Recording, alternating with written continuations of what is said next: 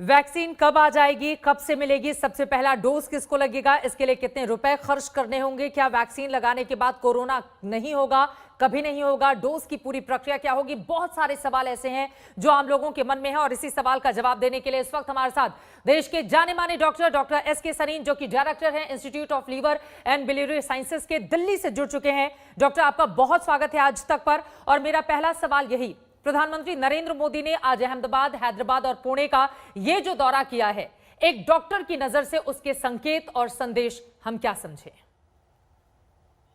देखिए, डॉक्टर की नज़र से तो मैं एक सिटीजन की नज़र से पहले बोलूँगा। जी। प्राइम मिनिस्टर जब इसरो से स्पेस लॉन्च हुए थे, स्पेस क्राफ्ट, तब भी पहुँचे थे। और बॉर्डर पे जहाँ पे वॉर, लड़ाई, बंदूकें चलती हैं, वहाँ पर भी पहुँचे थे। It doesn't mean that he actually is fighting with a gun, और he is one of the scientist जो कि इसरो से स्पेस क्राफ्ट उड़ाएंगे। सिमिलरली यहाँ जाने से उनका सिर्फ दोनों जगह से मकसद था कि हाँ, वो सिर्फ टेक्निकल स्किल्स नहीं देखने जा रहे थे, कैपेबिलिटीज, उनकी जो ड्राइव है लोगों की, और उसके अंदर जो श्रद्धा है काम में, उसमें क्या योगदान दे सकते हैं एज ए लीडर, जो शुरू से फ्रंट लाइन से उसको ले जा सके। वही उन्होंने आज दोबारा से किया।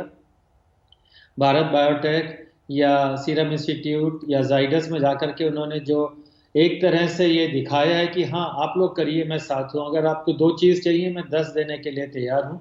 मेरे ख्याल से एक बहुत अच्छा ऐतिहासिक कदम है, और बहुत कम कंट्रीज़ के अंदर लीडरशिप ने ये इनिशिएटिव लिया है, जिससे कि कंट्री को, लोगों को, और ऑफ कोर्स जो वर्कर्स वहाँ काम कर रहे हैं, साइंटिस्ट, उनको सबको बहुत भरोसा हो गया है। I think it's a very very very positive from a citizen's point of view. बिल्कुल। From a doctor's point of view, I would certainly say कि जो उनके साथ एडवाइजर्स हैं, जो उनके साथ बाकी लोग गए हैं, या जो उनकी प्रॉब्लम्स की क्वालिटी एश्योरेंस की जो प्रॉब्लम्स है, मेरे ख्याल से उनके साथ जो इतने अच्छे एडवाइजर्स होंगे, उन सब ने उसमें बहुत मदद की। और हम सब ने देखा कैसे वैज्ञानिकों की हौसला अफजाई करते हुए भी प्रधानमंत्री नरेंद्र मोदी नजर आए। जाहिर तौर पर कोरोना के इस काल में वैज्ञानिकों ने, डॉक्टर्स ने या फिर पूरे मेडिकल स्टाफ ने जिस तरह का काम किया है, उसकी जितनी तारीफ की जाए उतना कम है। और यकीनन मौजूदा दौर की संजीवनी बूटी को ढूंढने में, खोजने में लगातार डॉक्टर्स की एक बड़ी टीम, वैज्ञानिकों की टीम लगी हुई है। अब मेरा अगला सवाल डॉक्टर सरीन आपसे यह है, वैक्सीन को लेकर आम लोगों के मन में बहुत सारे सवाल हैं। वैक्सीन कब तक आएगी, पहला सवाल। वैक्सीन के कितने डोज लगेंगे और हमारी जेब से कितने पैसे खर्च होंगे, इस सवाल का जवाब आप कैसे देंगे? पहले मैं बताना चाहूंगा कि वैक्सीन और दवाई में क्या अंतर है। जी। वैक्सीन जो है प्रिवेंशन के लिए है, कि भाई मुझे जैसे पोलियो ना हो, या मुझे टीबी या मुझे हेपेटाइटिस ना हो, तो मैं पहले वैक्सीन ले लूँगा, तो मुझे हेपेटाइटिस नहीं होगा या पोलियो नहीं होगा। और ड्रग्स जो हैं, जो ट्रीटमेंट हैं, वो सारे टीबी हो जाए या हेपेटाइटिस हो जाए या और कोई हो, तो उसका ट्रीटमेंट देने के लिए होती है। जी। नॉर्मली इमरजेंसी अप्रूवल्स जो दिए जाते हैं वो ड्रग्स के होते हैं। भाई ये बीमारी बहुत तेजी से है, इस बीमारी के अंदर ला इलाज है, मरीज मर जाएगा, तो इमरजेंसी अप्रूवल जो है जनरली, अब जैसे कोविड के मरीजों का ही था, तो रेमडेसिविर की दवाई की उन्होंने जल्द ही एक इमरजेंसी अप्रूवल दिया। या प्लाज्मा थेरेपी थी, तो एफडीए ने अप्रूवल दिया, गवर्नमेंट ऑफ इंडिया ने भी अप्रूवल दिया, और दिल्ली में एक प्लाज्मा बैंक शुरू हुआ। बिल्कुल। पर वैक्सीन के मामले में ये बहुत ज़रूरी है कि ये प्रिवेंटिव है, लोगों में कोरोना ना हो उसको बचाने के लिए। तो safety is our primary concern, कि जिस आदमी को वैक्सीन मिले, और लाखों करोड़ों को वैक्सीन देने की बात हो रही है, बिल्कुल। और इसलिए मेरे विचार में सबसे इम्पोर्टेंट है सेफ्टी एज ए पैरामीटर। तो बहुत से लोग ये सोचेंगे कि हाँ भाई हम लगवा लें, पर जैसे कई कई ट्रायल्स के अंदर मरीजों को रोकना पड़ा। एक ट्रायल जो ऑक्सफोर्ड ट्रायल है, उसके अंदर किसी मरीज को बहुत साइड इफेक्ट हुए, उसने क्लेम भी कर दिया कि भाई मेरे को 5 करोड़ का क्लेम दिया जाए। सही है गलत नहीं मालूम। इसी तरह से फाइजर का, इसी तरह से मॉडर्ना का, सारी वैक्सीन में थोड़े थोड़े हिकअप्स हैं, और ये शुरू में होंगे, और एक तरह से ज़रूरी हैं, क्योंकि आप हेल्दी, अनअफेक्टेड, जिनको इन्फेक्शन नहीं, उनको आप वैक्सीन दे रहे हैं। तो सेफ्टी शुड बी, और इसके जितने पैमाने हैं, और मैंने अभी ब्रीफली आपकी न्यूज़ अनाउंसमेंट में सुना कि प्राइम मिनिस्टर ने कहा जितने भी इसके जो पैमाने हैं वो सारे सेफ्टी के किए जाएंगे। तो मैं इस बिल्कुल। बात से बहुत खुश हूँ। Safety is our first. पर मीडिया से, लोगों से बार बार कि कितनी जल्दी आएगी, मेरी सलाह है कि जल्दी ना करें। मेरी सलाह है कि हमें इसमें कोई रेस नहीं जीतनी है, हमें इसमें एक श्योर, सर्टेन, इफेक्टिव वैक्सीन लेनी है। कई बार ऐसा होता है जल्दबाजी में आप बहुत सारी वैक्सीन बना लेते हैं, पर वो सेफ नहीं होती तो शेल्फ पे पड़ी रह जाएगी। बिल्कुल। इसलिए सारे पैमाने हमें, अब जैसे मैं आपको बताऊं, फाइजर की ट्रायल है, हम्म। उसकी 10 दिसंबर को अमेरिका में पूरा एफडीए रिव्यू करेगा बिल्कुल। इमरजेंसी अप्रूवल के लिए। मॉडर्ना का 17 को करेगा। इन लोगों ने 20 मिलियन डोसेजेस बना ली हैं कि दिसंबर तक अमेरिका में 20 मिलियन लोगों को ये वैक्सीन लग सकती है। बिल्कुल। इनकी वैक्सीन फाइजर और मॉडर्ना फेज 3 के अंदर बहुत इफेक्टिव पाई गई है। तो पर ये वेरी एक्सपेंसिव। जो आपने एक और सवाल किया कि भाई ये वैक्सीन फाइजर वाली -70 के अंदर रखनी पड़ेगी, उसके लिए एक बार के अंदर लगभग 1000 लोग से 5000 लोग इकट्ठे करने पड़ेंगे। एक बार खोल दिए तो फ्रिज के अंदर सिर्फ 4-5 दिन रह सकती है। ये सारे, और भारत को मिलेगी तो इतनी महंगी अफोर्ड ही नहीं कर सकते। इसी तरह से मॉडर्ना की वैक्सीन है, उसको भी -20 पे रखना पड़ेगा, तो कोल्ड चेन मेंटेन करना, बाहर से इंपोर्ट करना पॉसिबल नहीं। तो एक बात तो क्लियर है कि हमें हमारे देश में विकसित की हुई सेफ, सस्ती और इफेक्टिव वैक्सीन चाहिए। हमें इसकी जल्दी नहीं करनी चाहिए कि हमें 2 दिन में बनानी है या 10 दिन में लगानी है। हाँ, अच्छी बन जाए तो उसमें कोई बुराई नहीं। बिल्कुल। दूसरी बात जो बहुत इंपॉर्टेंट है वो एफिकेसी की हम्म। है। एफिकेसी का मतलब है कि आपकी एंटीबॉडी बनी।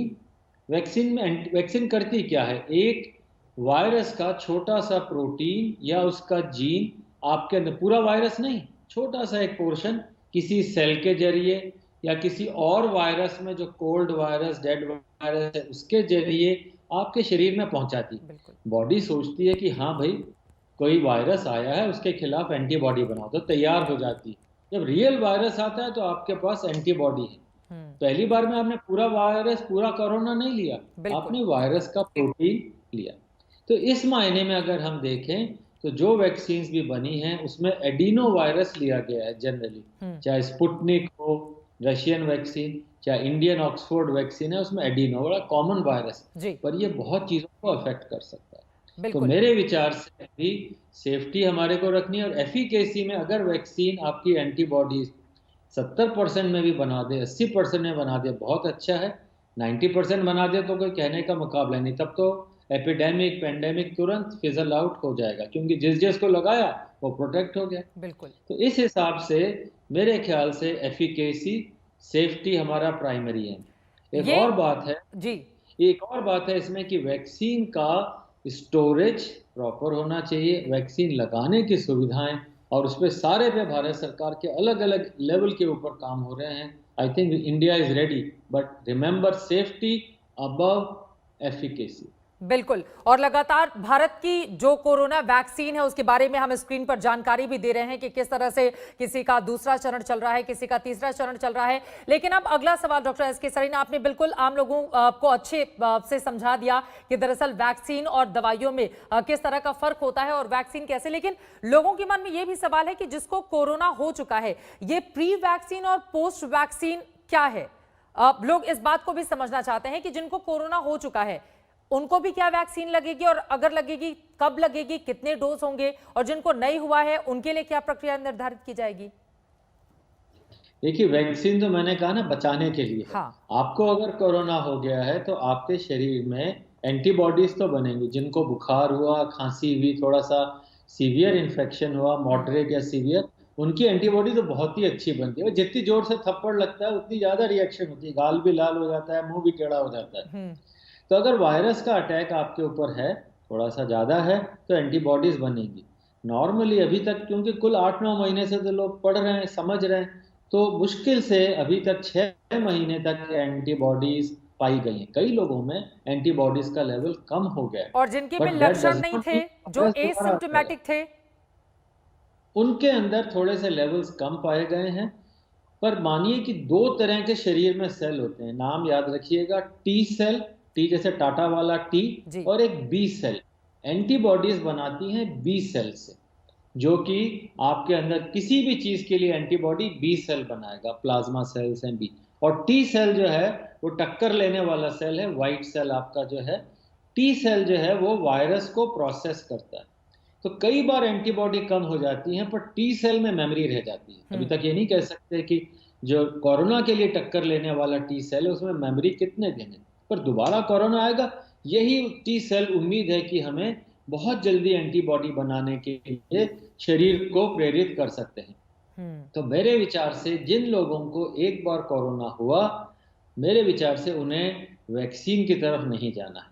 उन्हें सिर्फ एंटीबॉडी टेस्ट 3 महीने 6 महीने में कराना है और चिंता नहीं करनी। अब रहा दूसरा भाग, जो बहुत, जैसे दिल्ली के अंदर 28% 25% लोगों में एंटीबॉडी बन गई, तो भाई दिल्ली में तो 70% लोगों को ये वैक्सीन लगनी चाहिए। इसी तरह पूना के अंदर थी, 50% में वैक्सीन एंटीबॉडी थी। तो अभी हमारी प्रायोरिटी कौन सी होनी चाहिए? नंबर 1 हेल्थ केयर वर्कर, बिल्कुल। नंबर 2 पुलिस वाले, बस के कंडक्टर, या वो लोग जो कि डेली पब्लिक डीलिंग कर रहे हैं, उन लोगों के लिए मेरे विचार से there must be some committees who will be thinking, but priority as a doctor, those who come in daily contact are exposed, उनको सबसे पहले प्रोटेक्शन देना चाहिए। बिल्कुल। जनरल आदमी को मेरे ख्याल से भागा दौड़ी करके वैक्सीन की नहीं करनी चाहिए। दूसरा, एल्डरली लोगों में वैक्सीन सिर्फ अभी मॉडर्ना या 2-3 वैक्सीन के अंदर ही अबव 65 में एफिकेसी पाई गई, थोड़ा ऑक्सफोर्ड वैक्सीन में भी पाई गई। तो एल्डरली लोगों के लिए vaccine should be A second priority, हालांकि वो ज़्यादा एक्सपोज्ड है। पर जब तक वैक्सीन का डेटा ये ना बताए कि बच्चों में और बुजुर्गों के अंदर वैक्सीन इफेक्टिव है, मेरे ख्याल से थोड़ा सा सब्र करना चाहिए। वो वैसे भी घर में रखना, उन्हें स्कूल खुलने नहीं है, घर से बुजुर्गों को जाने नहीं देना, तो मेरे विचार से उनको थोड़े समय, after 1 or 2 months, we should take them on priority। ये महत्वपूर्ण बात है आपने बताई है, लेकिन ऐसे भी बहुत सारे लोग हैं जो पुरानी दूसरी बीमारियों से ग्रसित हैं, जिनको लेकर खतरा कहा जा रहा है कि कोरोना का ज्यादा है, और ऐसे में उनको बहुत ज्यादा एहतियात बरतने की सलाह भी दी जा रही है। तो उनको अगर वैक्सीन लगाने की बात आती है तो क्या वो बिल्कुल आराम से, उनको किसी भी तरह की कोई दिक्कत नहीं होगी, वो बिल्कुल आराम से कोरोना ये वैक्सीन दी जा सकती है, और इसमें पर चूंकि कई एडिनो वायरस वगैरह स्टिमुलेट भी हो सकते हैं, तो आई डू नॉट थिंक जिनको कीमोथेरेपी चल रही है उनके लिए जरूर रेस्ट्रिक्शन में एडवाइस करूंगा, पर जिनकी स्टेबल कैंसर है उनके लिए मेरे ख्याल से वैक्सीन लगाई जा सकती है। ये बहुत महत्वपूर्ण जानकारी आपकी ओर से दी गई है। बहुत शुक्रिया हमारे साथ जुड़ने के लिए और आज तक पर ये जानकारी देने के लिए। Doctor S K. सरीन को आप सुन रहे थे। एक एक बात इस वैक्सीन को लेकर, जिस वैक्सीन का इंतजार न सिर्फ हिंदुस्तान, पूरी दुनिया कर रही है। उन्होंने विस्तार से जानकारी दी कि किसको पहले लगेगी वैक्सीन की, क्या पूरी प्रक्रिया होती है, डोजेस कितने होते हैं, और यकीनन आपके मन में जितने भी सवाल चल रहे होंगे उन तमाम सवालों का जवाब हमने लेने की कोशिश की है डॉक्टर सरीन से। नमस्कार, मैं हूं अंजना ओम कश्यप। हमें उम्मीद है ये वीडियो आपको पसंद आया होगा। लेटेस्ट खबरों के लिए यूं ही देखते रहिए आज तक, और इस वीडियो के पसंद आने पर लाइक, शेयर एंड सब्सक्राइब करना ना भूलें।